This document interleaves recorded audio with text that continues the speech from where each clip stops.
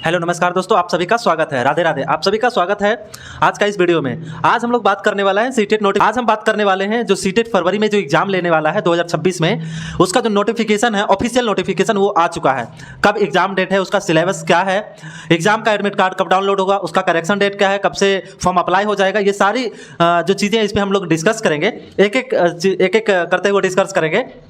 तो सबसे पहले ये देखते हैं क्या कोई बदलाव हुआ है इसमें या नहीं है, वो आगे हम बताएंगे कि इसमें कोई बदलाव हुआ है या नहीं हुआ है। सबसे पहले ये जानते हैं कि सीटेट का जो नोटिफिकेशन आया है उसमें फॉर्म अप्लाई का डेट क्या है। तो फॉर्म अप्लाई का जो डेट है 27/11/2025, 27/11/2025 यानी 27 नवंबर 2025 से फॉर्म अप्लाई होगा। फॉर्म अप्लाई का जो लास्ट डेट होगा 18/12/2025 यानी 18 दिसंबर 2025 इसका लास्ट डेट है। लास्ट डेट जब फॉर्म अप्लाई हो जाता है उसके बाद आपको चाहिए कि कुछ अगर किसी से गलती हो गया है तो उसका करेक्शन का जो आपको डेट दिया जाएगा वो 23/12/2025 से लेके 26/12/2025 तक दिया जाएगा, जिसमें 3 दिनों का समय रहेगा। 23/12/2025 से 26/12/2025 तक रहेगा, करेक्शन का डेट रहेगा। अब पूछा जाए कि सर इसका फी क्या रहने वाला है, यानी फीस क्या रहने वाला है, तो जो आपका चार्ज लगेगा, जो फॉर्म सबमिशन में जो पैसा लगेगा, अगर आप जनरल से हैं, ओबीसी से हैं, ओबीसी में अगर एनसीएल आपके पास है तो स्पेशल या पेपर 1 या पेपर 2 यानी कोई एक सब्जेक्ट अगर फिल करते हैं तो उसमें 1000 रुपया लगेगा। फिर से सुनिएगा, अगर कोई एक सब्जेक्ट यानी पेपर 1 या पेपर 2 करते हैं तो 1000 लगेगा, और पेपर 1 प्लस पेपर 2 करते हैं तो 1200 रुपया लगेगा।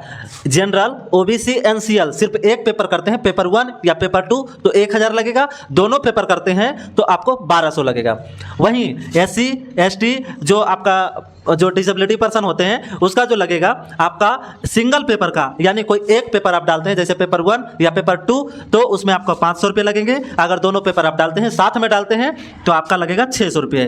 क्या लगेगा? 600 रुपये। अगर कोई पूछेगा सर कि हम पेपर 2 सिर्फ डालना चाहते हैं तो उसमें जनरल, ओबीसी, एनसीएल वालों को जो लगेगा, पेपर 2 सिर्फ डालिएगा तो 1000 लगेगा, पेपर 1 सिर्फ डालिएगा तो 1000 लगेगा, वहीं दोनों डालिएगा तो 1200 लगेगा। एससी एसटी वालों को कितना लग जाएगा? आपका 600 रुपया लग जाएगा, दोनों का सिंगल का 500 रुपया लग जाएगा। अब आते हैं हम लोग कि सर एग्जाम डेट कब देगा, फॉर्म अप्लाई करने के बाद इसका एग्जाम डेट कब देगा। तो इसका एग्जाम डेट आपको देगा 8/2/2026 को। 8/2/2026 आप लोग सभी जान रहे हैं कि 8 फरवरी को इसका एग्जाम होने वाला है। दिन कौन सा है? दिन रविवार पड़ता है, संडे दिन पड़ेगा। आपका 8 फरवरी 2026 को एग्जाम होने वाला है।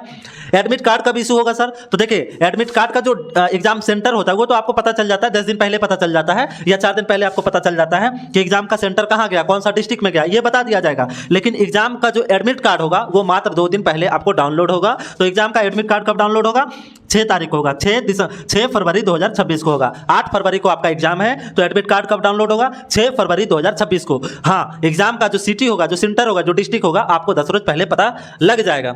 अब एक चीज और आता है कि सर आपने तो सब चीज कह दिया, तो इसका रिजल्ट कब आएगा? तो रिजल्ट बाबू इसका 2026 मार्च में इसका रिजल्ट आ जाएगा। मार्च में इसका रिजल्ट आ जाएगा और इसका रिजल्ट का डेट फिक्स नहीं है कि मार्च में कब आएगा, लेकिन 2026 मार्च में इसका रिजल्ट आ जाएगा।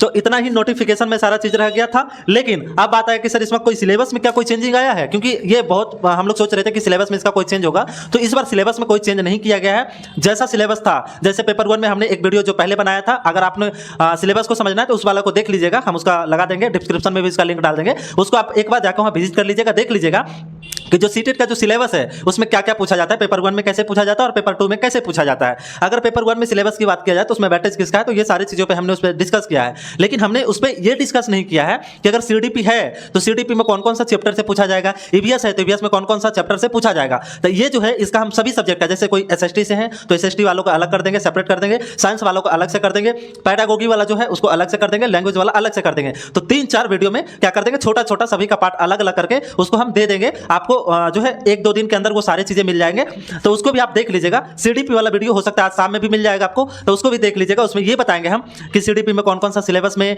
आपका कौन कौन सा चैप्टर से पूछा जाएगा वो बताएंगे। और बाकी सिलेबस में बात रही तो हमने बताया था कि पेपर 1 भी 150 का होता है और पेपर 2 भी 150 का होता है, जिसमें हमने बताया था कि सीडीपी से 23 क्वेश्चन होते हैं। पेपर 1 की बात बता रहे हैं। अब इसमें जो होता है एक चीज ध्यान दीजिएगा, सीटेट का जो है पेपर 2 कराती है, पेपर 1 और पेपर 2 कराती है। तो पेपर 1 में हमने बताया था कि क्लास 1 to 5 के लिए होता है और पेपर 2 जो होता है 6 to 8 के लिए होता है। पेपर 1 का जो सिलेबस था उसमें हमने ये बताया था कि जो आपका पेपर 1 में 150 क्वेश्चन 150 नंबर का एग्जाम होता है, जिसमें ये पासिंग मार्क होता है, जिसमें कोई नेगेटिव नहीं होता। आप ये नहीं सोचिएगा कि इसमें नेगेटिव होता है, नेगेटिव कुछ भी नहीं होता है। इसमें होता क्या है कि 150 नंबर है, उसमें जनरल के लिए 90 नंबर में पास होता है, यानी 60% पे पास होता है। बाकी ओबीसी हो गया, ये सब महिलाओं के 82 पे पास होता है।